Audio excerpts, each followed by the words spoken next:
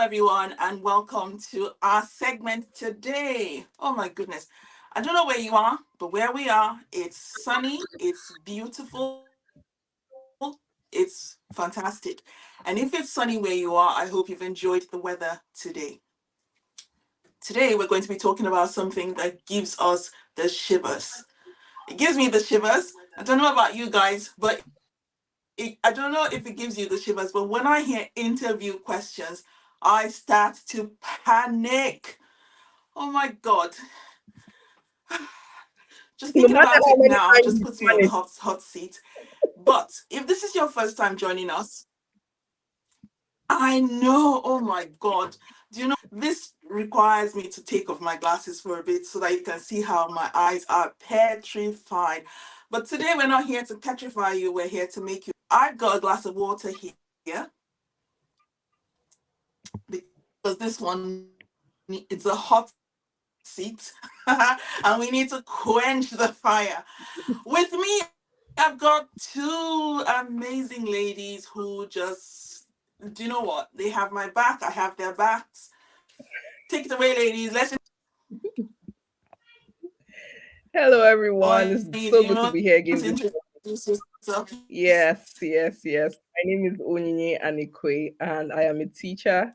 And I also have a YouTube channel, Onyi Anikwe. I am so happy to be here to share. In fact, this topic is one that is so dear to me. So dear to me. I'm so excited to be a part of the discussion today.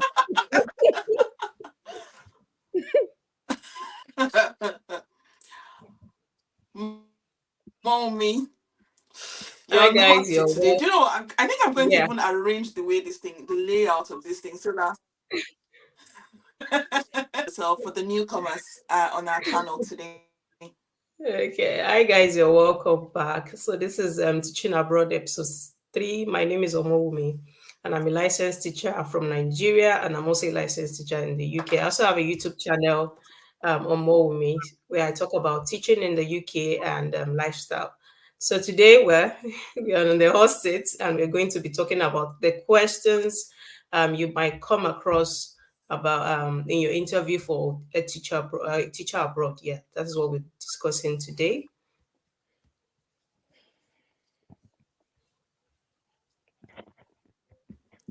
Fantastic. I've already panicked. Then I remind myself that I want to travel, and to travel, I have to earn a living, and to earn a living, I do what I do best, and that is I teach. Guys, you're here with us today on this segment with one of the first questions we all get. Oh, that question that puts you on the spot. Tell me about yourself. Ooh. Mm. Yeah, I think for this particular question, can you guys hear me? Yes, we can. Yeah, it's just giving a quick summary of yourself. You're a Okay. passionate, dedicated teacher. You know a bit of your experience. I have 4 years experience teaching. What grade level you teach? Um, what your values are. Maybe ensuring that learning is fun and engaging for the kids, or maybe inclusive learning, and just a quick summary. Because I find out with this question, you might get carried away and then go on and on and on and on. Remember, you're still going to be asked other questions where you get the Mm. opportunity to, showcase your experience and all that. So it's important to sit down, plan out this particular first question because it's the first question everyone gets literally in every interview, not just teaching interview, Yeah. right? And you know how first impressions make first impression can be really, it can linger on the impression you make the first time. So you want to really take your time to draft this out and think about it before you even get into the interview.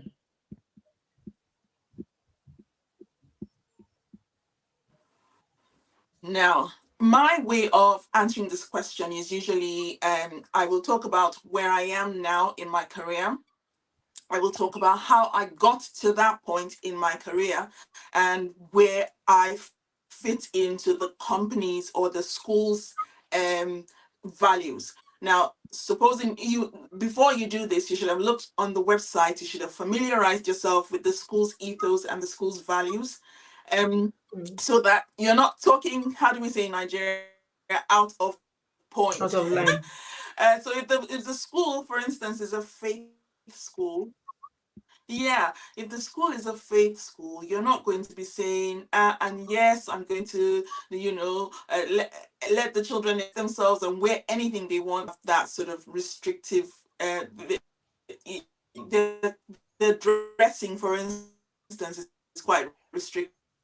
So even though you're going to say you're going to promote inclusivity and you're going to promote uniqueness and creativity, you're not going to mention some things out. I'm currently a classroom teacher. I teach science and I love to create inclusive classrooms for my children in the classroom. I teach 7 to 8 year olds. Before I got to this point, and then I quickly mentioned how I got to this point. Just a brief summary. I was a TA, I was a volunteer teacher. I loved it so much. And then I decided to go and get trained and became a teacher. And then when I want to link it into the school's values, I then make sure I pinpoint a few things about the school and I link how my experience so far fits into their objective. What do you ladies think? That's just it. You're very Can right. you hear So me? talking about yourself, yes, we can hear you. So the question about tell me about yourself, you're Okay. not being asked, you're not being asked where you're coming from or the village you're coming from or the number of children you have, just like we did with the CV last week. So they're not interested in that anyways. They Mhm. just want want you to tell them about your career because you're applying as a teacher. So you need to tell them things that are in line with your career as a teacher. Why tell us about yourself? Just like Jay has said, you can tell them how you've started your teaching journey, but don't tell them too much stories anyway. Don't get them bored. So tell them your teaching journey, how you've gotten to this point, your achievements. You can even tell them your achievements. You can say some. You can tell them some things about yourself. Yes, in line with teaching, in line with what the job role, what you have applied for. Yes, so don't go out of line or out of point. Just be direct. Tell them about yourself, your how you have tutored students, the number of students you've been able to tutor, because some teachers are not capable to like teach a large class, how you have managed your class. You can just incorporate all this into tell us about yourself, a brief one at that. Yes. Do you know, sometimes, have you ever been in a situation where you're maybe on a panel where you're interviewing someone and then the person just carries on talking and you're thinking, it's You're okay, like, please, you please don't talk, stop. don't say too much Wrap it up, anymore or wrap it something up funny like that. already. Stop, wrap it up, move on.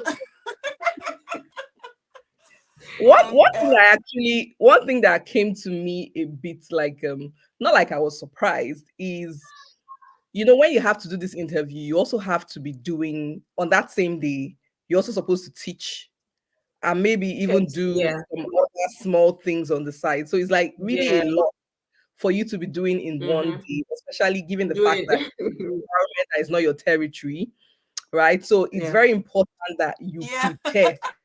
Mm. You have already made answers, already made scenarios. Like you have Yes. ideas, scenarios, Mhm. because you need to be not just Yes. saying, "Oh, I create an inclusive classroom." They want to know how. They want you to give examples. Okay, Mhm. when I was teaching at Yeah. so and so place, this was how I managed my Mhm. classroom. You also want to have hand Yes. all those Yes. scenarios in your Mhm. mind already, because the whole event of the day will be already overwhelming. You need to be really prepared. Yeah. Yes. Mm. Yes. Right. Should we quickly say hi to the people who have joined us online? Then we go to the next question. Yeah? Yeah. We have 12 people watching. All right. Hi, Livens Machingura. I hope I haven't slaughtered your name. This is something that makes me feel so guilty when I teach children, especially me who travels to different countries. I'm always very mindful of the way I've pronounced the name. So if I've not pronounced your name properly, I'm so sorry. But I think that's Machingura, if I'm right. We also have, who else is online? I can't seem to find. Can you guys see the people who are online so we can say hi to them? Yeah, that's the only Well, I person I know see here. That's the only person Oyiye Okay, Oyiye Brume is online. Oyiye said hi. Hi, Ogboro Brume. Yeah. And yeah, we promise to keep you informed and entertained. Hi, Uchechi. Hi, hi. Right. I know there are more people, 12 people watching, but if you can just leave your name down below, just say hi, and then we can give you a shout out. There's 14 people now. Thank you so much. Anaba Sapuruchi, welcome Ifoma, That was welcome really fun. Micheline. Micheline, I think. You I'm just trying my qualified. best to bring my teacher brain to life here to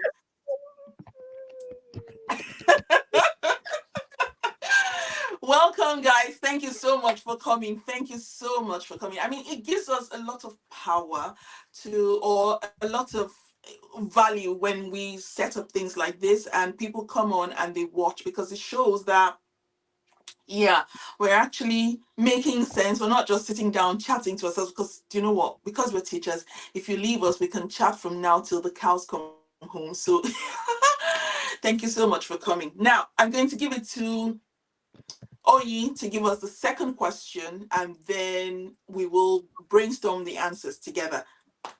Okay. Thank you, Janet. So the next question is, why did you apply for this particular role? This is one of my favorite questions. Mommy, do you want to say something first before I take it? You know me, I'm a drama queen. Yeah, still in line with tell us about yourself, and that is why it's coming second. It might come second in your interview with a question. So why have you applied for this role? Now, why you have applied for this role, you have to have, like Jay said earlier, check the website. You have to say, like when I did my interview with one of the schools in the UK, I had to go on their website. I checked for the motto of the school. Yes, some, just for example, probably they say the motto of the school is probably education and success. So why have you applied for this role? You can just like incorporate some reasons why you are. I don't want to give like a direct answer so that you won't just say, oh, this is what I want to go and say in my school. So you can just incorporate that into your answer. You're Yeah, going to tell them why you have applied for this role. Like tell them your passion for teaching should be number one. Your passion for teaching, why you have decided to apply for that role in that school, because there will be like there are several schools anyways. Why are you coming to apply for this job in her school? So you have to like give it's reasons why exactly. you have, yes, you have applied for that job role in that particular school. You can tell them about your experience, you can tell them about your skills, what you're bringing on board, yes, to that school. You can, if you're a science teacher, you can tell them how you have a success rate about conducting and preparing practicals in a safe environment. You can tell them a lot of things. There are a lot of things you can say about why you have applied for this job, and it has to be brief as well. Yes, I would like to add on to what Mommy just said. With most times when they send out interview letters to you, they also give you that opportunity to visit the school, right? And most of them will want you to visit before the interview. So that if you're able to visit the school before the interview, that's another thing. If you found things that kind of resonate with you in the course of your visit, Mhm. maybe the school has is very inclusive, so they have children from different races and all that. That's something you can bring in, so you can use your own race as an advantage for you. So you feel you'll be able to relate with a lot of the children and also the parents because of this and that and that. So that's something I think that will also come handy, the visit to the school and then checking the website as well and seeing if you have your own personal philosophies that align with the school's mission and vision statement. That's another thing to look out for. Yeah. What's their mission? What's their vision? Are they big on, Yeah. because like there's one school, theirs was, they were so big on safeguarding and all that. So you're thinking about things you could say in line with what it's or what is on their website or the school's Yeah. mission, vision, values, and yeah, things you observed as well when you visited. Yeah. Now, for someone like me who always interviews for jobs, probably on a different continent, while maybe I might be on one continent while I'm interviewing for a school on another continent, I do not always have the opportunity to go into the school and get the aura of the school. So what I do is I actually spend time. I spend time. So from the minute I get the email saying, "Can you please tell us when your availability is, and can you interview on this day or that day?" I actually spend time doing the second homework. So the first homework will be looking at the school's website before I apply. But the second homework that I do is that I actually go onto LinkedIn. I go on LinkedIn and I spend time looking at the people who they tell me will interview me. Because when I go and look at the people who would interview me, I sort of get a feel for them. Because they would have given you the name, they'll say so and so person and so person are going to interview you at 10 o'clock on maybe May the 26th of 2024. I will go onto LinkedIn and I will look at them and study them. Now, when I study them, if I know that they're into childcare or safeguarding, like Oyin said, or if they're into restorative ways of behavior policy, I will make sure that I tailor my answer of why did you come here to work. I would say something like, so I've worked in this particular school for 2 years. My contract is coming to an end, and for the sake of professional growth, I looked online and I saw that you're into, and I will mention that thing, that thing that the person is really into, or because of the school, because of the person that's interviewing me, and I will make sure that I bring it into the forefront of the interview. I would say, oh, I've learned different styles, or by this restorative way of behavior management policy, I've gone on CPDs, and I've seen that when I come to this school, I'll be able to give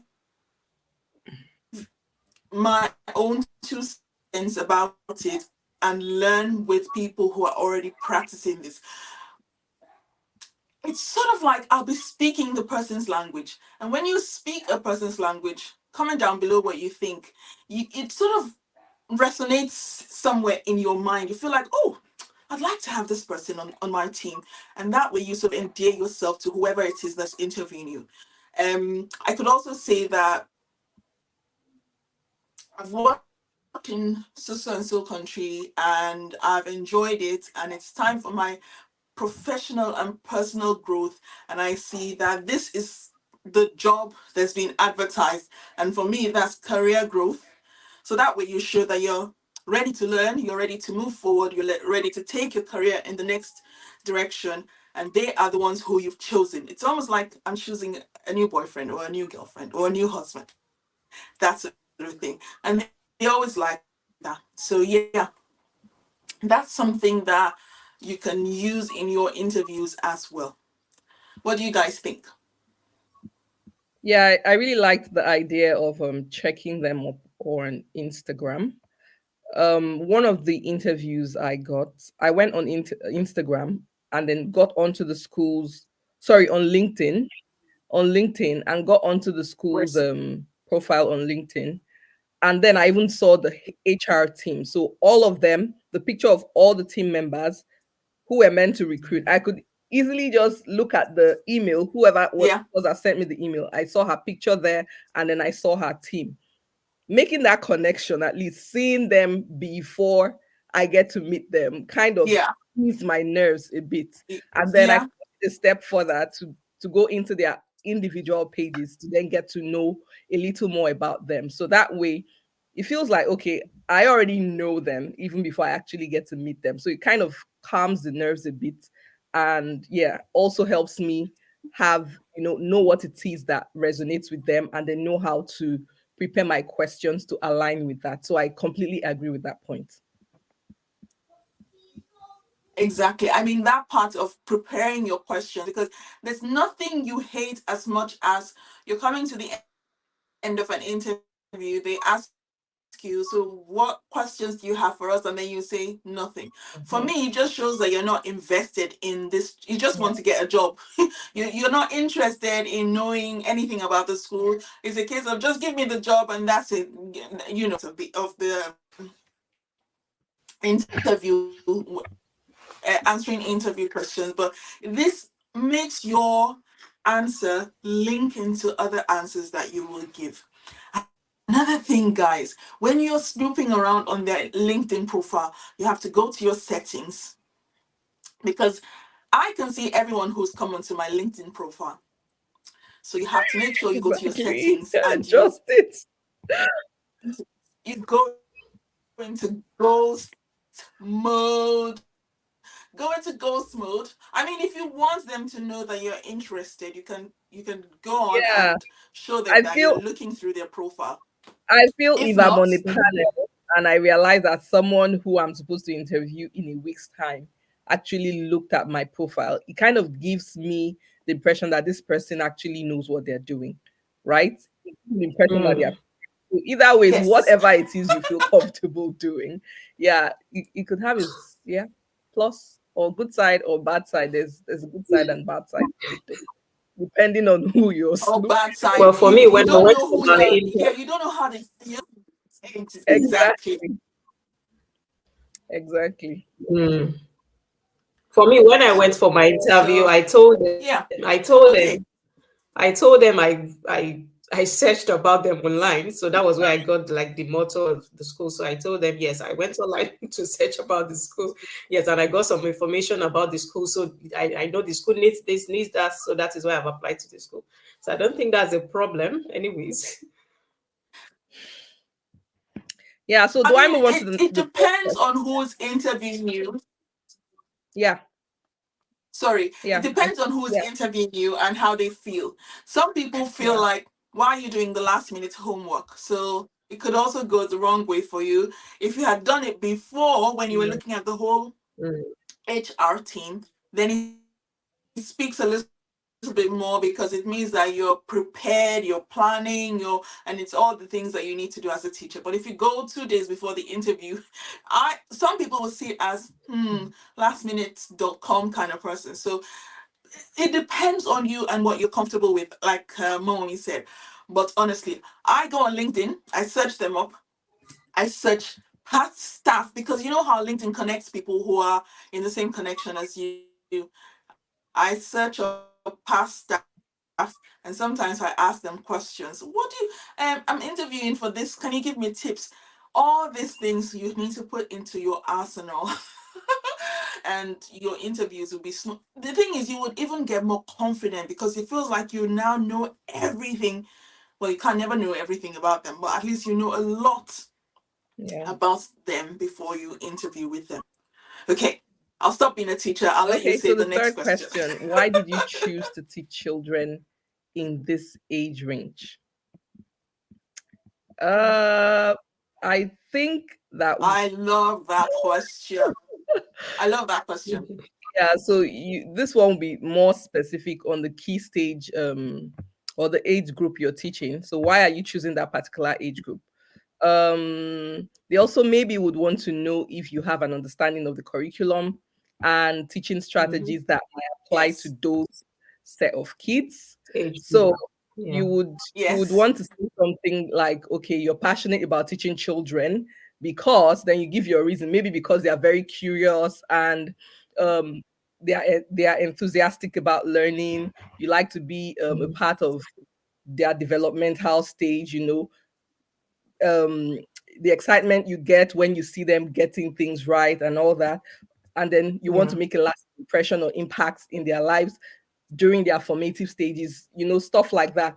And then maybe you could also say that it gives you joy to help students that are developing or trying to develop their strengths and interests during their crucial developmental stage. Now, I'm an early years teacher, so that's why you're hearing me say a lot about developmental stage, developmental stage.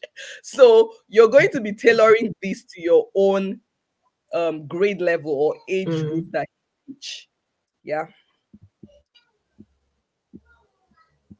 Personal touch in this, because you know what, when I go to interviews, it's always nice when you show that you're a little bit invested in that question, because you have a personal uh, you have a personal investment in it. So my children are 5 years apart, so I'm always able to find a way to bring my children into, I don't know, for those of you watching, if you watched last week's live where someone talked about bringing children into the CV, and I said I always leave it for the interview. During my interview, I find a way to segue my children into the interview. I could say something like, my daughter's in Key Stage 2. I'm very familiar with the Key Stage 2 curriculum because of the homework that I do with my daughter, and because we find a way to make her objectives very personal and applicable to things we do in the house. And I will probably say one thing. I could say something like, in year 4, she studied the Celts, and because she studied the Celts and we did the project together, I got really into the majority of my experience is in the early years. I feel like my personal affiliations with this key stage is has prepared my curiosity, prepared my mind, prepared my focus to know the progression of my children from the early years to it. I've put in that I know something about the curriculum. I've put in there that I know that the children I'm teaching now are going into that key stage. So I want to know where they're going, which is why I'm applying for this job so that I can learn, I can put my own experience into it, and I can be the best staff that, my curiosity and all of that. So that way you're showing the person, not only am I professionally invested in this job and this key stage, I'm also personally invested in this key stage because of things that are happening in my life. And that way, you sort of show them that you're the kind of parent who's involved with your child's education. You're the kind of parent who understands the key stage. You're the kind of parent who you just, everything you're doing is sort of geared towards it, and you're having fun with it. And they will look at you like, oh, okay, all right, who's this person? We want this person on the team, that sort of thing. So yeah, it's a good trick to use. Try and bring in the things in there that will make you look more professional and more invested in whatever role you're going for.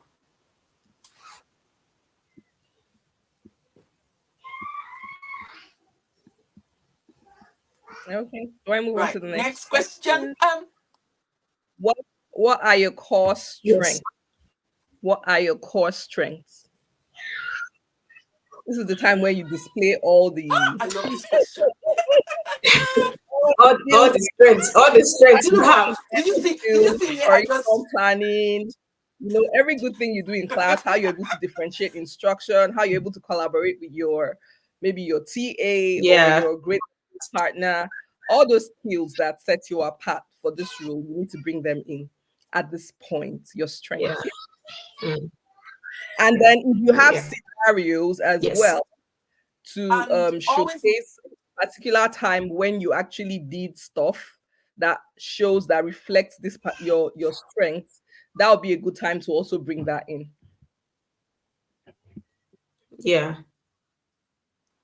I remember one of the interviews that I went to. Oh, sorry, Momi, do you want to go jump Yeah, I into just this one? wanted to talk about the scenario what you talked about. So even though the fact we are saying okay, don't talk too much, I would say for a teaching CV, we're still, even they will still get to that point whereby they're going to ask you questions about scenarios in the classroom. So you can give examples, relatable examples, while you're explaining what you've done in the classroom. Like when I worked with in a sense school, at the time I did my interview, a question came up whereby I had to, like, it was part of my skills anyways. This child doesn't want to do anything, but on this particular day I was in the class, and this child, this particular child, did a lot. It was emotional for me, it was emotional for my TA. We were so happy. This is the kind of skills they want to hear, like your strength, what you've done, your Yes. success in the classroom. So you can give examples, you can give scenarios, just let it be in line with the job description. Yes.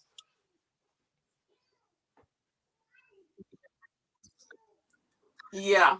I love that. I love that. And I like the follow-up question that they always throw. Because when they ask you about your strength, the next thing they'll ask you is, what are your weaknesses? They always ask that question. Yes. And just like I like the question that says, what are your strengths? I also like the one that says, what are your weaknesses?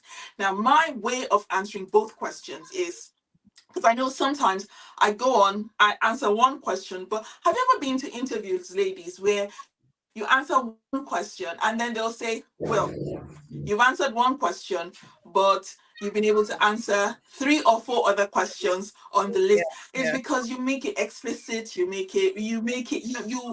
sure it's packed. One question, one answer from you will answer four or five questions at once.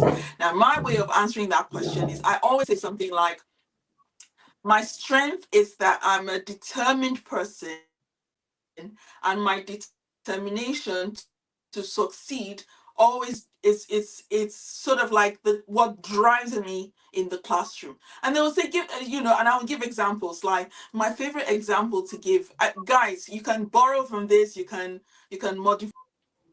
I was in Oman at the time, and I was in the EYFS classroom. And the school was a small school when I first joined them. And we didn't have a kitchen in the EYFS classroom.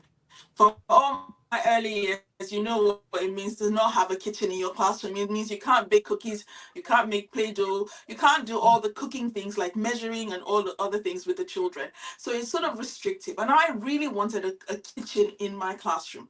So I went off to my line manager and I said to her, is there any money in the budget? Because I would like to have a kitchen in my classroom. She said, go off and write it. And I wrote it all down. And she said, okay, so how do you want to implement this? We don't have money for this janitor. I'm really sorry.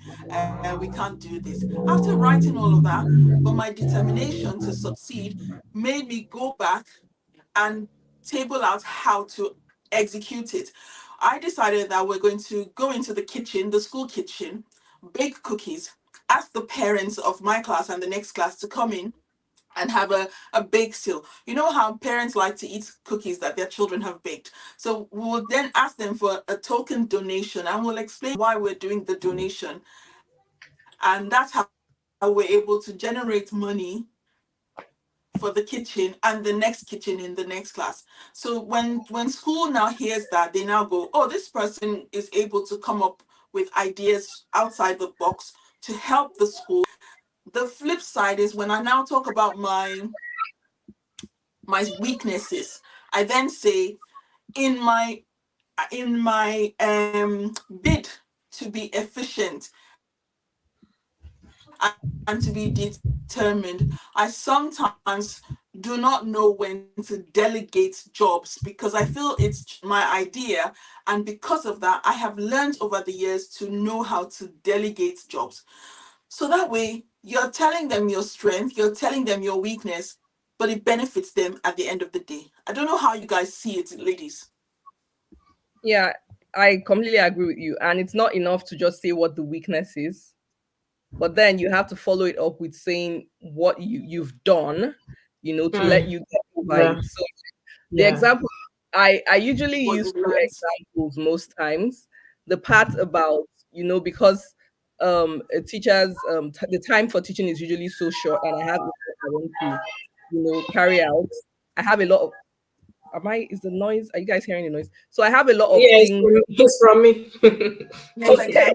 So I have a lot of things. I have a lot of things I need to get done in the day, but I have learned to prioritize my activities, like scale them and then pick them out one after the other.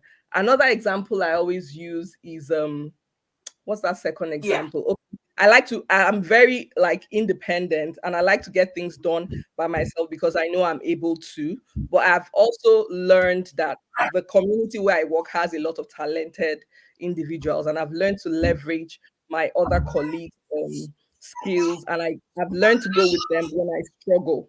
Go to them when I struggle as well. So you say what your weakness is, and then say how you're tackling or trying to help yourself, get better at that your weakness. So the strength and the weakness go Yes. hand in hand. Mm. Yeah.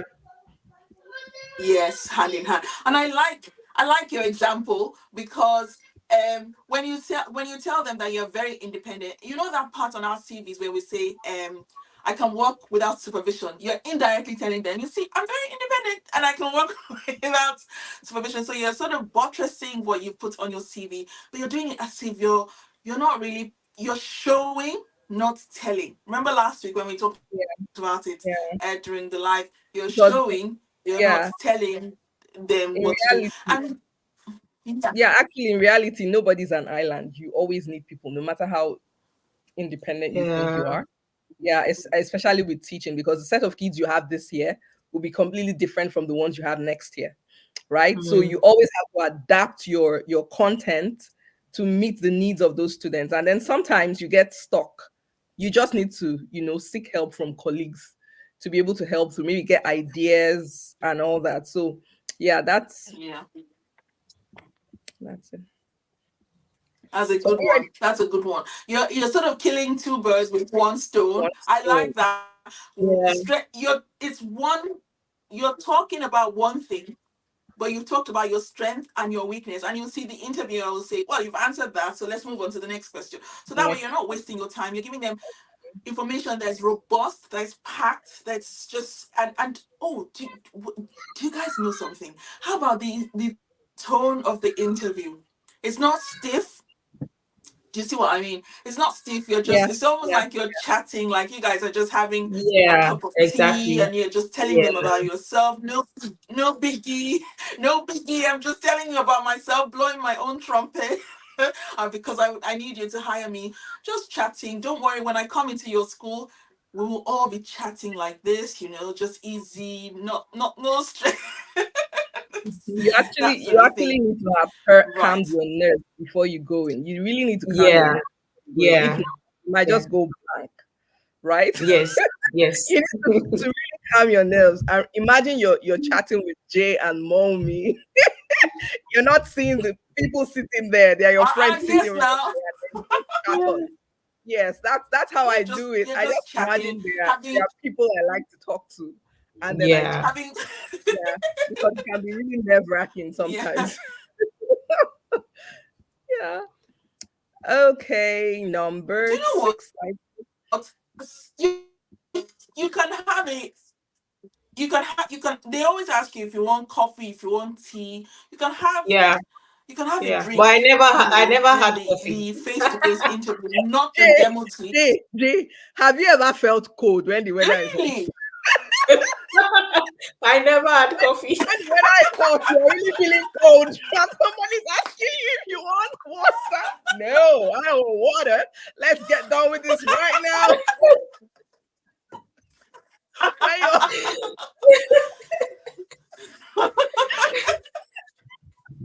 Do the you know? last interview I went to, they actually But asked me, and I'm I like, always ask, no, no, no.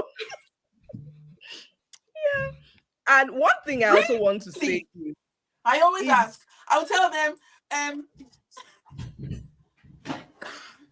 yeah, it's also sorry, okay sorry. if I you're, always ask them if, for water. yeah, I would even say, do you have I would say, do you have a slice of lime? Can you put a slice of lime? girl, lime. you know, because that water helps me to breathe.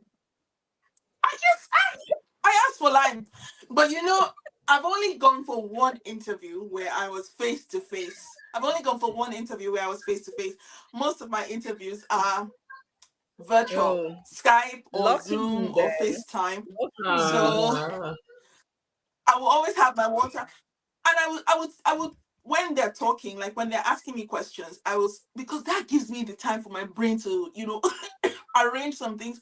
I'll have a sip of water. I'll put it Yeah, down and as you're if I'm a thinking through it. cool cucumber. Not knowing that inside I'm trying to rearrange the brain like a puzzle. Oh Jesus. Let's go. After I attended my first interview here, I was like, international teachers are actually having fun. You guys are, it's a cruise for you guys yeah, because you're here in the UK. The chances are the role you applied for is in a different county. So first of all, you have to travel Yes. to the county, and then you get there on that day. Everything is strange. It's not your territory. Like you're seeing new faces everywhere. You have to teach the kids. Then, of course, with their classrooms, there's a lot of students with learning needs and all that. So they are yeah, checking to see how you manage your classroom, Yes. how Yes. you relate to the SEN children are class. everywhere. They're also yeah, checking to Yes. evaluate content. And then when you're done, you just have a few minutes to get into the hall where you're doing the interview. That's if they do not have another activity. Like in that case, Yes. they also needed me to do a read aloud for a set of kids that had learning Right. needs. So they were also going to observe how I read the book and how I interact with the kids. Imagine all that. And then I had to travel Of back course. to my county on that Of same course. day. So it's really a lot. So you need to take time and plan. And then how about if you're asked the question and It's you really genuinely don't know the answer? Do you guys think it's okay to say, I don't know, but I mean, what do you think? For I me, would I tell you don't the think you truth. should say. I would, to be honest. Well, for me, to be honest, I was asked a question. That was the only question I didn't know the answer. I went blank. But I don't know whether with my education training from Nigeria, whereby even if your student asks you a question you don't know, you just have to say something. So I tried repackaging the question, saying all the CPDs I've learned, I don't know if I was right anyway, try to answer that question, but I didn't Uh-huh. say I don't know this. No, I didn't. You were Personally, I would sweating say I on your don't know. tongue. I wouldn't I be didn't. ashamed to admit the fact that I don't know, but I can always say something like that I am always Yeah. open. I have a group mindset and I am open to learning new things. And if I come into the organization, I'm very quick with learning Exactly. and I'm going to, collaborate with my peers and learn as much as I can from them. I mean, they know that everybody doesn't know everything. Like even they Everything. themselves don't know everything, Yeah. right? And sometimes Exactly. because it's an Exactly. interview, you might even forget some of the things you know. So I Yeah, don't you're think right. I don't know, but I'm just going to tell you that in as much as I don't know this, but I'm a very hands-on person. I'm someone that learns really fast and I'm open-minded. Mm. I'm open to correction and I'm open to, learning new things from people. I continually look for ways to grow and get better at what I do. And then once I join the organization, I'm good, just say things to let them know that yes, although you got this question wrong. Yeah. I mean, I applied for a maths coordinator job a while back. Not maths coordinator, maths teacher before I then became the maths coordinator. So what I did was, because I'd been in the early years and of course they can see that I don't have the qualifications to be a maths teacher. I don't have the experience to be a maths teacher. But then I told them, I said, I've worked in the early years. I know where the children are coming from. And I'm a very fast learner. So because of that, I know that when I get into that role, because of my prior knowledge, I'll be able to learn as the children are learning and get all the CPDs. And I was able to rattle off a few CPDs off the top of my head. So that way they see that, okay, I'm not there yet, but I'm open to learning and I already know a few things that I can latch onto and I know where to go to get all the it. But I know one, two, three, four, five. So 6 will not be a problem for me because I will know how to help myself get 6. And I think when you're open like that, in a progressive way, in a proactive way, they see that okay, this is somebody we can learn with. Because let me tell you, there's so many things. One school's culture is different from another school's culture. You might be in one school and you think that you're a guru, and Yeah. you go to another school and the way they teach makes you feel like you're an idiot. So they know that there's going to be Yeah. learning that's going to Mm. happen. So I think it's good to project that you are a continuous learner and that you're open to learning not just from the children, but also from your colleagues, and you'll be a team member. So yeah, I will be happy to tell them, not happy, but I will tell them that I don't know that thing, that sort of thing. Okay, Okay, so the Oyin, next next question. next You're the question. moderator today. Mom is doing the comments. she's, she's the accurate timekeeper. Hmm. What can you bring to the role that other candidates may not bring? My favorite So, question. Okay, I changed my mind. This is Mm. my favorite question. Usually, uh, I mommy, apply to international schools. So sorry, Oyin. Usually no, go I ahead. apply to international schools. So one of my biggest superpowers that I always have in my pocket is that I can speak 7 languages. That's the first thing. Yeah. So I'm able to bridge the gap between myself and the new children. That's one. Two, I know what it feels like to learn a new language from scratch on the fly. So because of that, I understand the problems that the children would have, especially if I'm teaching in a country where English is not the first language. So I know I understand their journey. I can empathize with them, and I'll be patient with them because I know what it feels like to learn a language and be treated like a baby and how condescending it is. I will also talk about all the different countries I've lived in and how I've learned how to quickly hit the ground running. I would also talk about how traveling to different countries has helped me mingle with different people from different cultures. So I know how to read the room quickly. I know when for example, in Egypt, for example, if I say, "Oh, come on, you're so dirty, you're like a pig," that is an insult because in Arabic culture, you can't call someone a pig. It's one of the biggest insults you can ever give someone.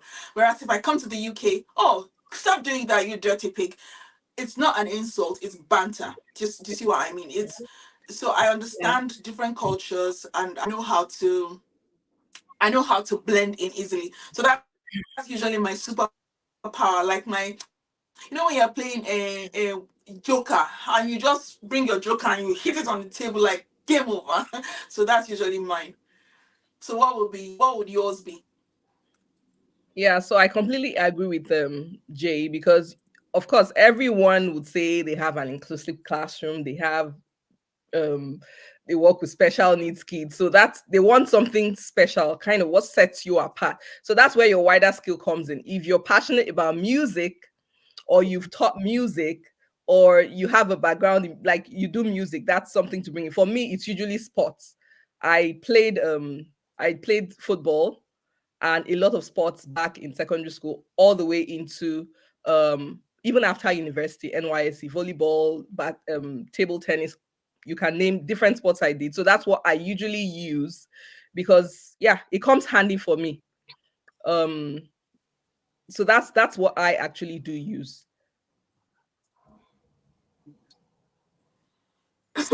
Mommy, what's your superpower? For me, I talk about my teaching methods, my teaching style. That is what I use, because I tell them that when I did my master's degree, my project was on teaching methods, whereby I researched on the conventional way of teaching using static pictures and using videos. So I did like a research on these three to know which one would actually work well, whereby the students will understand well, will learn well with these three learning styles. So I use my learning style style, and I tell them I have learned a lot. When I'm planning my lesson, I incorporate beautiful pictures, I incorporate videos, and I use different learning methods, learning styles, depending on the age of the children, depending on the level of the children in my classroom, depending on their capability, depending on their learning pace. So I use these teaching methods. I tell them the several teaching methods I use. I use instructional. I use play away method. Whenever I mention play away method, I know this is the play away method is used in Nigeria. Whenever I mention this, they just laugh. I use the play away method, yes, whereby we do a bit of playing when I notice, because when you have some classes, your students will get bored, especially when they're getting disrupted, just know they are bored. So when I see they are bored, we just do some play away method, and you will see after 5 minutes, you coming back onto your lesson, you will actually get them working right on whatever topic you're teaching them. So this is what I say. Who says it's only in Nigeria they use play away? We do a lot of brain breaks. A That's lot of okay. brain breaks. Yeah. So Yeah, it's no, yeah, I meant the word. I don't know if it's also called play away, you. like Okay, here. okay, okay. I don't know, but that's a Yeah, very good strategy. You mentioned lots of high strategies there. If I were Yes, so a yeah. recruiter, I'll definitely hire you. Yeah, you just won my heart over. Yeah. So do I move on to the next question? so basically we've all no, just we'll just add something there. Wrap So it up. Okay. basically, three of us have talked about three different things that we have that we're good at. And so just sit down. If you're watching this today, sit down, think about something that you're really good at. Maybe someone has mentioned it at school where you work, or someone has mentioned it in your family. You use a very nice voice when you tell children stories. That is your superpower. Just embellish it, make it feel like it's the greatest superpower there is on the face of the earth, and that will be your strength, or that will be something that you would say you bring to the job. And please, let's not forget, if you're on this live today, you're on this live because you're one of those who heard our clarion call to increase the representation in schools. So please do not overlook the fact that you being of African descent, or you being from a different continent, don't see it as uh, don't make it look small. Don't underestimate your power. It's a power for you. I mean, someone shared something with me recently. She said she went into a school. She's from my WhatsApp group. She went into a school and she said she wanted to volunteer. And the head teacher told her, yes, please, thank you. We have 25 African children at this school, and the children will really benefit from having you. So her superpower was that she's black. She's from Africa, so she could talk to the African children. So you can don't say my superpower is that I'm black. No, you find a way to talk about it in a professional way, that you're bringing value and representation for those children in the school. Because we remember a school is made up of the society in which it stands. So if there are 30% of the school is made up of African children, you are bringing value and representation for those children so that you can motivate them and mentor them. If you put it that way, you sound more professional than just saying, I'm black. We all know you're black and you're bringing value because you're black. But if you put it in a professional way, then it'll go a long way. What do you think, Oyi? Yeah, that's actually a key strength We've because lost the then mommy. yeah, mommy left. As a black teacher, you're also able to communicate with the parents as well.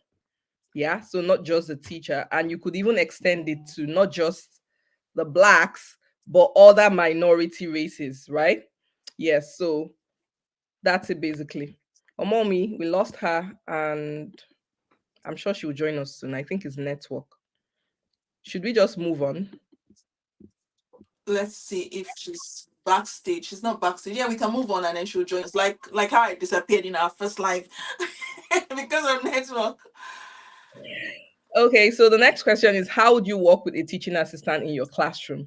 See, this particular question it seems like something that is really not important, but it will amaze That's you my how some teachers have a hard time even working with other teachers. Because I remember some of the teachers I worked with when I was a TA in Nigeria, some of them said to me that they had never worked in a classroom with another adult. So having another adult in the room made them uncomfortable, right? So, as simple as this wow. question is, they really want to understand if you understand the role of your TA in the classroom, and if you also understand how you can leverage their presence in that Yes. classroom to be able to support the kids, right?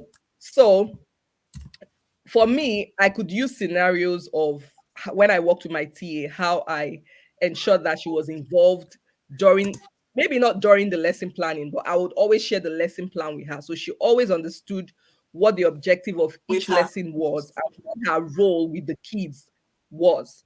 So it's usually clearly stated, okay, I need you to work with these two children, and this is what I'm looking out for. This is how I need you to support them. So that way, you're letting them know that you're able to collaborate, and indirectly, you're also being a team leader. You're being a good team player, also being a good team leader, and you're also bringing in your communication skills as Yes. well.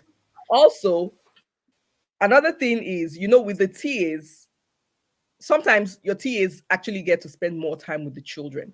So even with writing your report cards, you might need Yes, they to do. refer to them, ask questions, certain questions about those kids. So, how well are you communicating with your TA, or how well can you communicate with a TA? Those are the things you are looking out for. Are you able to collaborate? Are you able to set clear expectations for your TA? Are you able to delegate? That's another thing. Are you able to delegate? Because that person is Yes. there for a reason. You're not supposed to be doing everything by yourself. So are you able to delegate? You could say, when I worked with my TA, I mean, when I worked in my previous role as a teacher, I delegated activities, um, delegated certain activities like working one on one or one to one with kids who needed support. And you could also add in what capacity. And then you also would communicate with that TA to get feedback to be able to guide your planning the next instruction, right? Because the TA is Exactly. also a professional like you. The TA is also a professional Yeah. like you. So they are looking out for your ability to delegate, your ability to communicate, your ability to set clear expectations, and your ability to now gather the data from that person to plan your next instruction. So bear that in mind.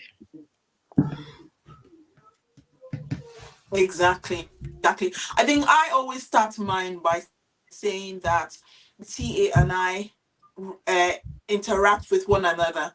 The children will benefit from the positive energy that the TA and I give off in the classroom. So it's on me, the teacher, to make sure that the relationship between my TA and myself is really, really strong. We're going to be modeling behavior and showing the children how to interact with people in the outside world. So our relationship sort of guides the whole class.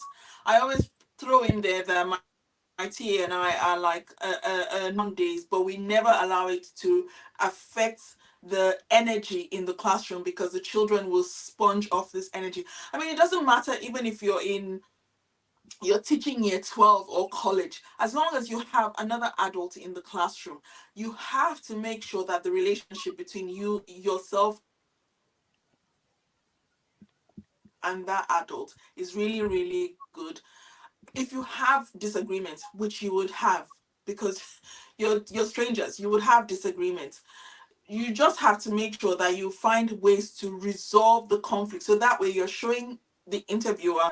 So with that relationship with your TA, there's so many things that you can explore, and just sit down and think about how you make yourself look good while making your whole managerial. I think this is the part where they're trying to find out what kind of manager you are. So yeah, just Yeah. build on Leadership it skills. Yeah. really, really well. I know in Nigeria, I remember when the time when I worked in Nigeria, I remember that I was trying to make the TAs have more of a responsibility in the classroom. I was head of early years at that school, and I was trying to get the TAs to one corner, like they were maids. And I wanted them to understand that your TA is an integral part of your classroom. She's an adult, she's an extra pair of eyes, she's an extra adult in the classroom, she's an extra resource in the classroom. So, yeah, don't go with the Nigerian way of treating TAs. Think about how they treat TAs in the diaspora, because you're. Next question. Well, What's someone the just asked. Thank you. Someone just asked, and I think we should answer that. I just want to find out if one is asked to teach during online interviews. So, Jay, you should answer that. Yes, you always do a demo teach during an online interview, because they're hiring you to be a teacher, and if they're hiring you to be a teacher, it's not just about the talking and your managerial skills and the way you're able to impress at the interview.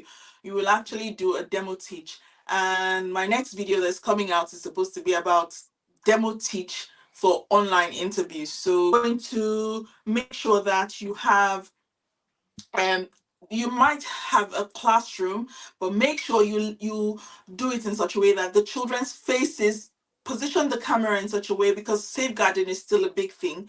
You have to position the camera in such a way that the children's faces will not be showing. Maybe you can show them from the neck down, because actually you're trying to focus on the work. With the behavior management, they'll be listening to your voice anyway. So the camera should be positioned on you, maybe from the back of the classroom. The children's faces will not show. I usually have 2 or 3 cameras feeding into the interview, and I'll be sharing that in next week, in next week's video that's coming out. But yes, you will be asked to do an online demo teach. What if you don't have kids to to show? If you don't have kids to show, they will tell you. So the first thing, when they tell you that you're going to be doing a demo teach, I always say, when you're in doubt, ask questions. As soon as you get the email saying you're going to be interviewing on so day, they want 1, 2, 3, 4, 5, 6, 7, 8 from you, you're going to ask them questions, because nobody's going to tell you off for asking you something to do the right thing. So you're going to ask, I can't use my classroom because of safeguarding. Is it okay for me to use maybe a group of teachers to be my demo class, or is it okay for me to use your classroom? I've actually done a demo teach before, where I was teaching their own classroom. So I was like beaming myself into the classroom, and I had to see what you know how children can be silly sometimes when you're teaching and you're on the other side, like during COVID, when we're teaching and the children were doing funny things. So it's a bit difficult, because you have to still make sure your behavior management is on point. You have to make sure that you can see what's happening around the classroom. Yeah, but yeah, you will do a demo teach. If you can't use your own children, you will use their own children, or you will use their own staff, but you will do a demo teach. Okay. Someone said, I'm in Nigeria and was given QTS in March. I have applied to many jobs, but no response is forthcoming. I had an interview with Engage Education, but was not approved. What else can I do? Keep Keep going. applying. Don't give up. Keep going. My Nothing good first comes. my first thought about that is that you've not gotten interviews from the first applications you sent out. You've gone to a recruiter. A recruiter will usually take anyone, and if there's something wrong with your CV, they will arrange it. My guess is that you do not have a few things. Either you do not have the pedagogy, or you do not have go and take a few CPDs and add. Maybe when they're asking you questions, you don't seem like someone who understands. I'll give you an example. They might ask you a question to do with physics, for instance, and you are You know physics, you're talking about physics, but you're not talking about key stage 3 physics that you're applying for. You're probably talking about Nigerian SS2 or SS3 physics. You are way off in what to say so that the other person thinks that you're fit for the job. If the jobs are not asking you to come in, you probably you didn't do your CV properly. If you've gone through a recruiter and the recruiter didn't ask you to come back, then you need to go and sit down and think about your curriculum knowledge. Yeah.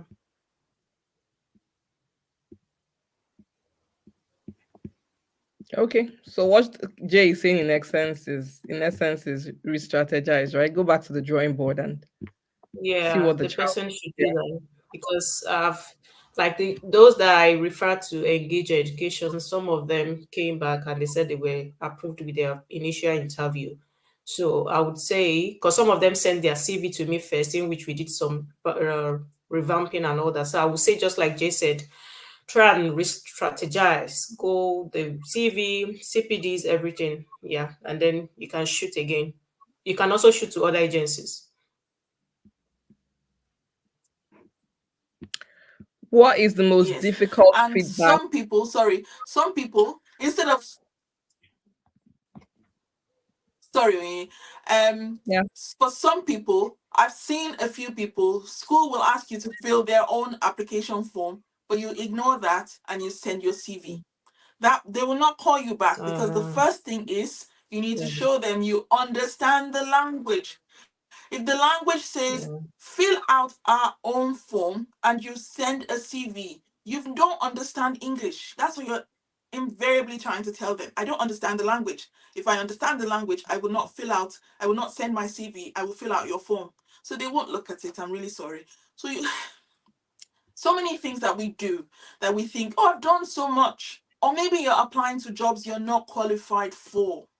That's another thing. You might be applying to jobs you're not qualified for. You might think I've been teaching for yeah. 17 years in Nigeria, but you're not qualified for the job you are applying for.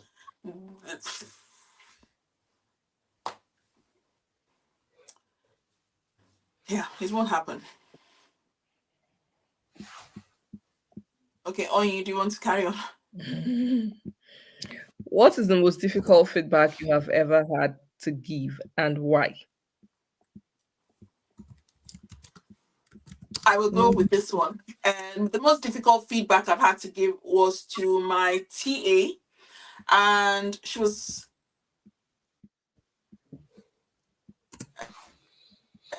it was to ask her to there was a there was a safeguarding issue, and I had to give her feedback on the way she talked to the children. She was new in the country just like me. She was from a different country, I was from a different country, but then I had the experience to be to have worked in the British system for such a long time that I knew certain words that you don't say to children. I know certain words that you should not even say around children or in the classroom. So I had to give her feedback. Even though we had built a relationship, I now had to be, I had to wear the coat of her line manager at that point and tell her that we need to sit down and look at this thing together because this will affect one, two, three, and these are the reasons why we need to address it so that parents don't start complaining. I made her understand that I have been through that before at the beginning of my career, but that so I totally understand where she's coming from. But we need to work with it. We need to work together to get her to the finish point because if she doesn't get to the finish point, then I don't get to the finish point. So that way, I'm trying to tell her we're in this together, even though I'm giving her feedback that I know it's not something that anyone wants to. yeah. I would say that the most difficult feedback I've ever given was a constructive criticism to a student who was struggling academically, but also had a little bit of confidence issue. So I had to give that feedback while maintaining her confidence and while motivating her as well.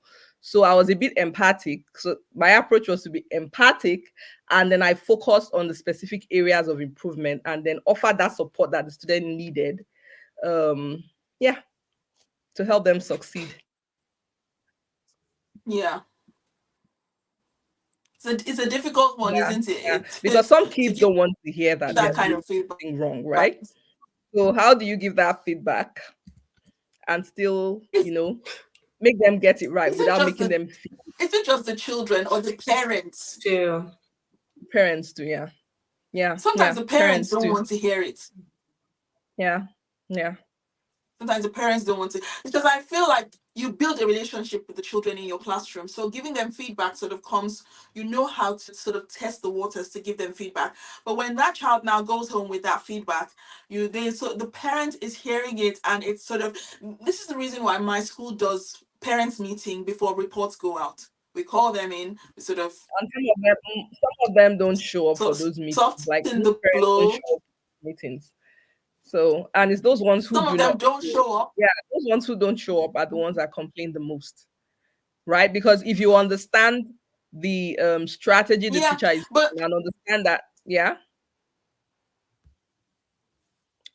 okay, yeah, yeah, yeah, if you understand that the teacher is there to support your child and understand where the teacher is taking the child to and the strategies that come into doing that, knowing that is for the good of the child, then you won't be questioning it as much as long as you understand what the teacher is up to. But if you're not there for those yeah, meetings, it means there is a then lot it's you're hard. missing. So you just, make inferences that don't really align with what's going on, and that's where the problem comes in. What did Jay do? She just disappeared. She touched something and went off. Yeah, so that's it with the Can we go parents. on it to can, the next? it Let's can be go really on. Yeah. it can be really tricky with the parents. Yeah, I had one parent one time. You still after COVID. This child came in after COVID and she never went to school until that point, right?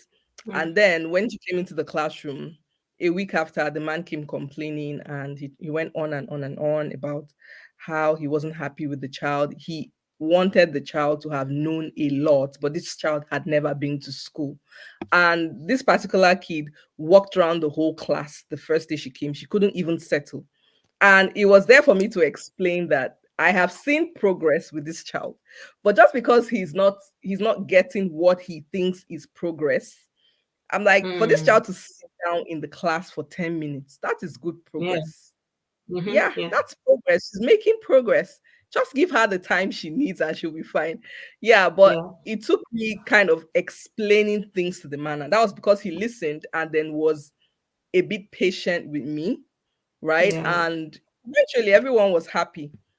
So yeah, it's very difficult if parents do not know maybe even the curriculum you're using or understand what you're doing, because they expect the child to be counting 1 to 100 and the child is not doing, especially for the young ones. Oh, in my child's Mm. school, my child can already say A to Z. My child's Yeah. friend can already say A to Z, but my child is still young. Yeah.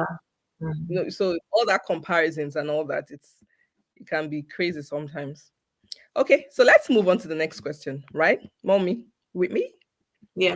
Yes, So the please. next one is describe a good lesson. What I Mm. think the recruiter is looking out for here is um if you actually understand what, okay, what's that noise? It's from Jay. Can you hear me? Okay, okay. I think that what the recruiter is looking out for here is that if your understanding of how a good lesson plan fits into your,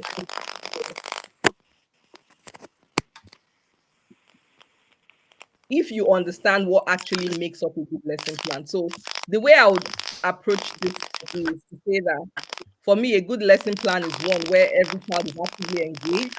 So I feel like if the kids are engaged and they are enthusiastic about what they are learning, then I'll describe that as a good lesson. It's also one that I incorporate a variety of activities, like hands-on activities, maybe centers, and differentiate instruction for kids in their different centers.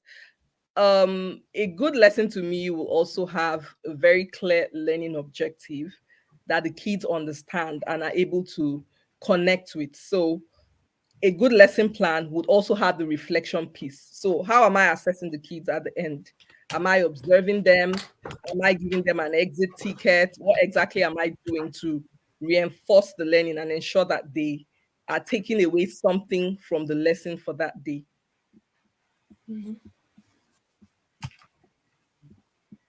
Welcome back, ma'am. So, describe a good lesson. And I just said that a good lesson for me will be fun and engaging. It will be one that kids have different um able to interact with different activities. So they have different centers is what I called it. So in each center, they have a way to interact with that thing I've taught them in different ways so that that concept is being consolidated, and they would also be aware of what the learning objective for that day is. So I'm going to communicate it clearly to the kids, and there would also be a reflective piece to the lesson. So at the end of the lesson, there will be some form of assessment to ensure that, or a way to reinforce the learning to ensure that the kids were able to grasp the concept that was being taught that day.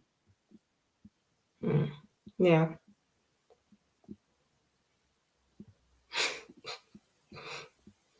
So let's just fly through the questions. I think I saw a comment down here. Somebody asked a question. She said, so that their interviews are not like Nigeria HR. Okay, I guess that is Then, that. Yeah, that's a question. She put a yeah, question mark. So I'm asking a yeah, question.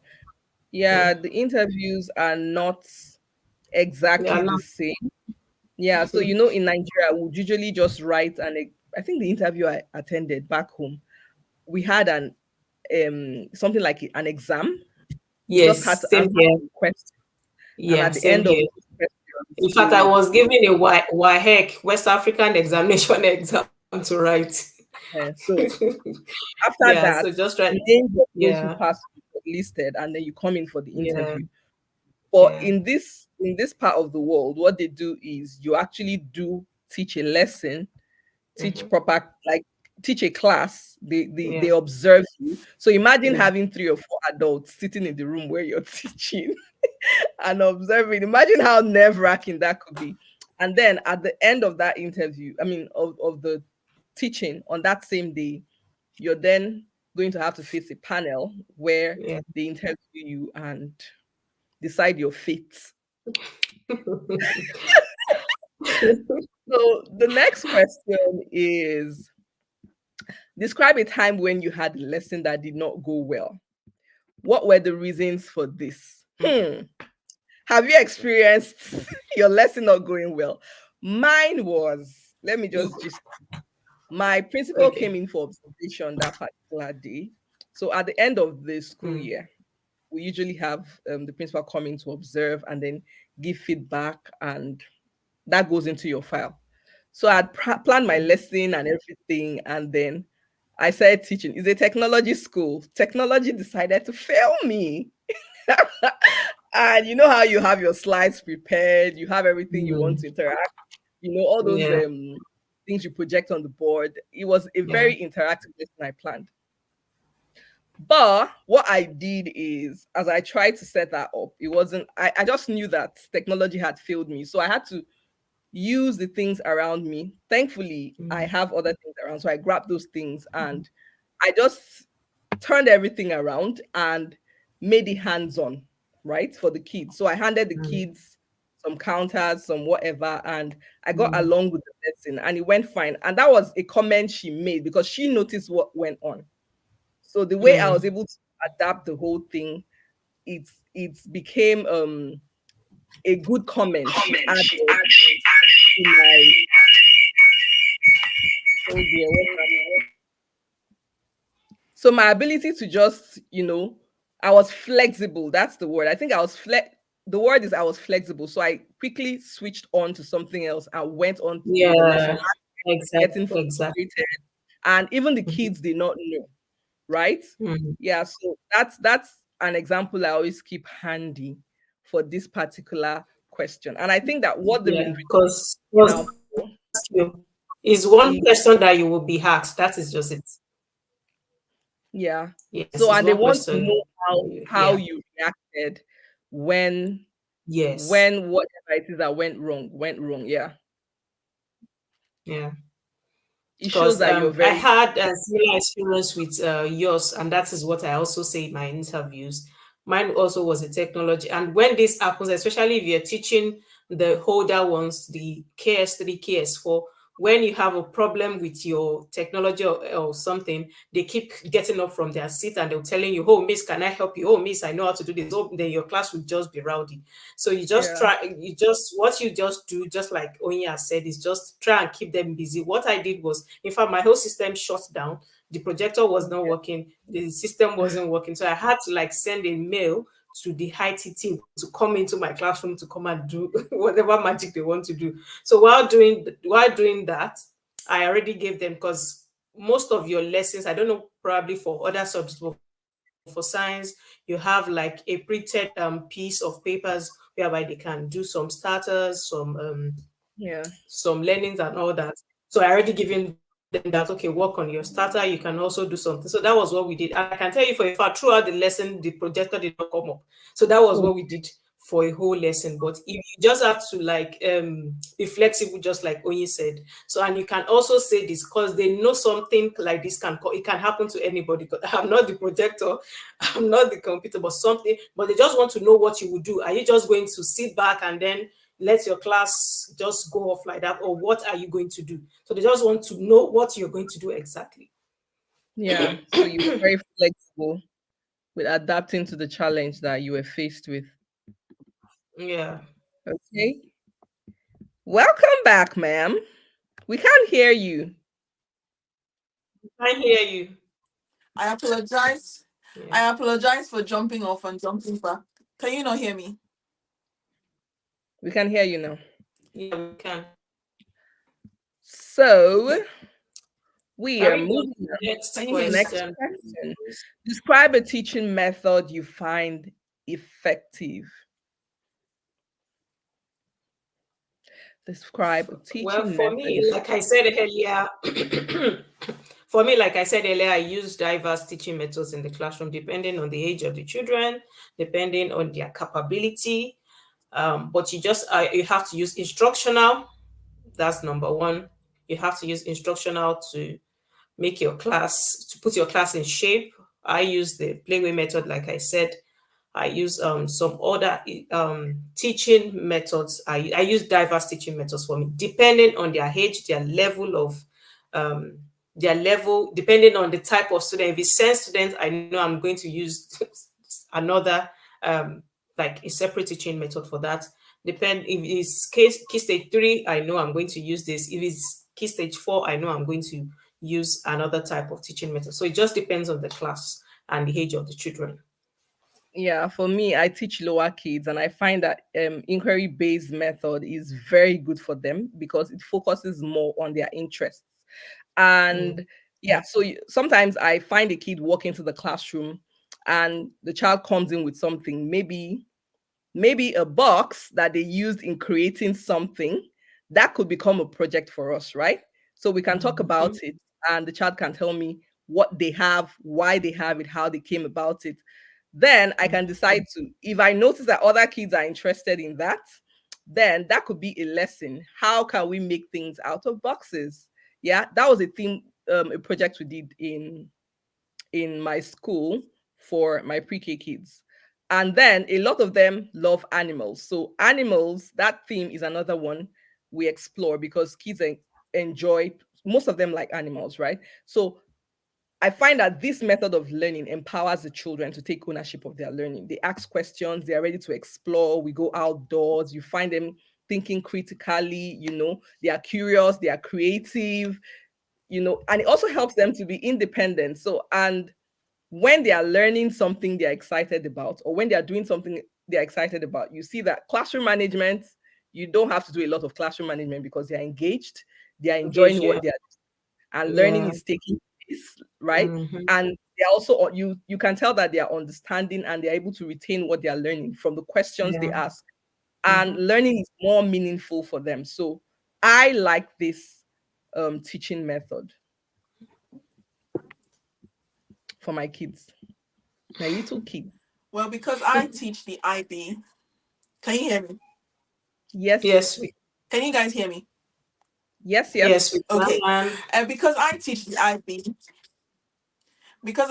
IB, the inquiry method is already embedded into the IB. And because it's an international school, and many international schools, even when they do the national curriculum for England and Wales, or the American curriculum, or an adapted form of the K to 12 curriculum, the IB is always there because of the international aspect. So we always encourage child-led explores where they are, how it connects to the environment around them, and how it connects to the world, so that they can see the interconnectedness between them, maybe in the UK, and a child's, for example, in China. We're breathing the same air. We all, it could go with the chocolate theme that the IPC uses, for example, where the people who grow it are different from the people who consume it. And you have to find how all the things are connected in a way that will stroke their curiosity. They'll do project-based learning as well. And it's all tied into the curriculum that we use in international schools. So yeah, that's something that I've now come to I've become very confident with. So I will explain that as well. My apologies for Okay. disappearing and for a mic that is not working. This is a true testament of when technology works, it works. Like when Yeah, mommy was saying when I it segued really myself failed. back Yeah, into. it really failed today. You were not here when we were talking about what's that question? A time when you had a lesson that did not go well. And we talked Yeah. about technology, technology, and that's exactly what happened. And I gave you the Um, example of it with my drama self.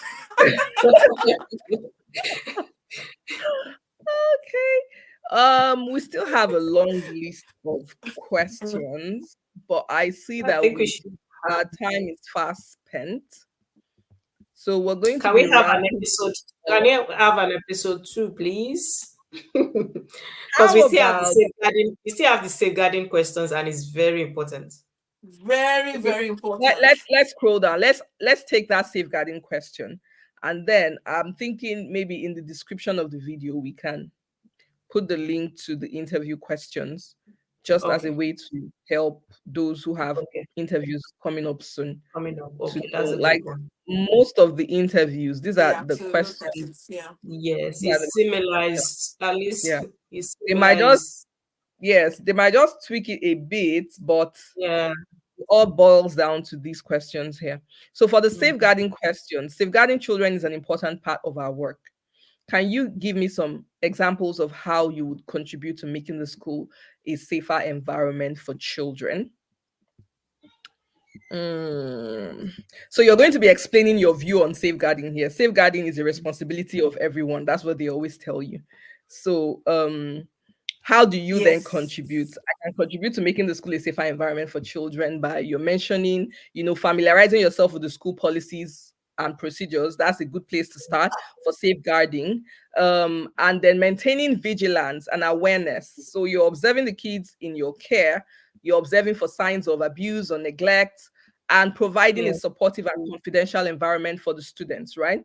To be able to, because if your Yeah. classroom is not one where the kids feel safe, then they won't be able to disclose things. So Safe. you're building that rapport with the kids is very important. So you're going to be ensuring that you create a safe and supportive environment where the kids can feel comfortable to share those confidential information and disclose concerns to you. And then you're also going to collaborate with your colleagues and the external agencies to be able to address those safeguarding issues. But first and foremost, you need to be aware of what the policies in your school Yeah.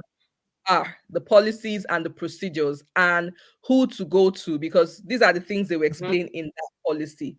Who to go to Yeah. when certain things happen, and then how to go, the manner of reporting safeguarding issues in that part in the particular school where you would be. So that's Yeah. how I would address that question.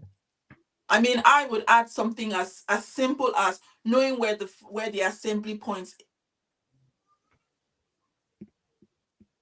are for a fire drill, knowing Yes. who the responsible carer is, because I've worked in international schools and I keep going back to this international school thing. I don't understand the language they speak when I first get there. So a parent might be picking up a child today and the next day his a brother is picking up the child. Do I let the child go with the brother, or do I have to know who the responsible carers are? What if it's a kidnapper who's picking up the child pretending to be the uncle? You need to know just little subtle things like that, and reading all the emails, whether the email concerns you, whether it doesn't concern you. You have to read all the emails, because there might be a responsible carer for a child today, and then the next thing, an email goes out at 12 o'clock.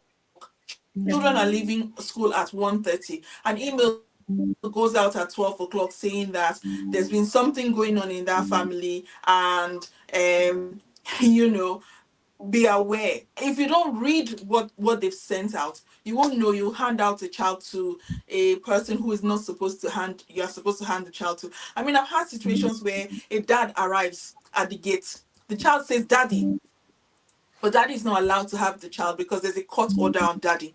So we need to be up to date on everything that's happening in the school and read everything, whether it concerns you, whether it doesn't concern you. Maybe there's a sibling in year 3 and you're teaching year 12, and the sibling is in year 3, has just had an asthma attack, and it will affect the child in year 12.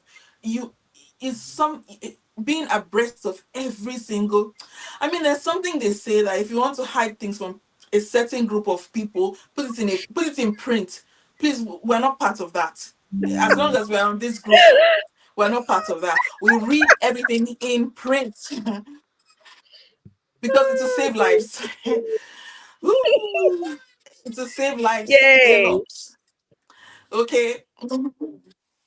Yeah, we've come to the end of today's episode of Interview Q&A. It was so nice being here today. We look forward to seeing you all again next week.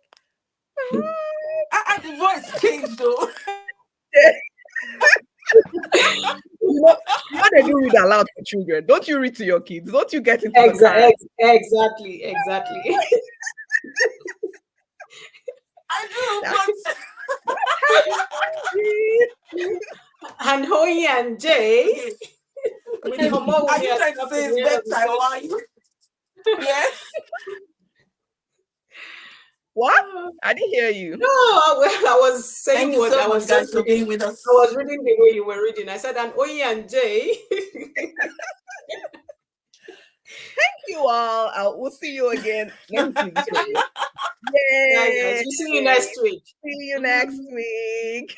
Bye. Bye. Oh, mine is Walking not coming today. out. This is my It's not coming. technology. It's not Yay. coming. I was lucky today. I was lucky You're not doing it today. properly. You have to do it and shake it. I was lucky today. It has refused to come out. Bye, guys. Bye. If they leave us Bye, there, guys. the way we laugh and talk. Bye, guys. See you next week for next week's live Bye. episode. And technology will make sure it works next week so there's no interruptions. Bye, Yes, guys. yes, yes. I'll say that again.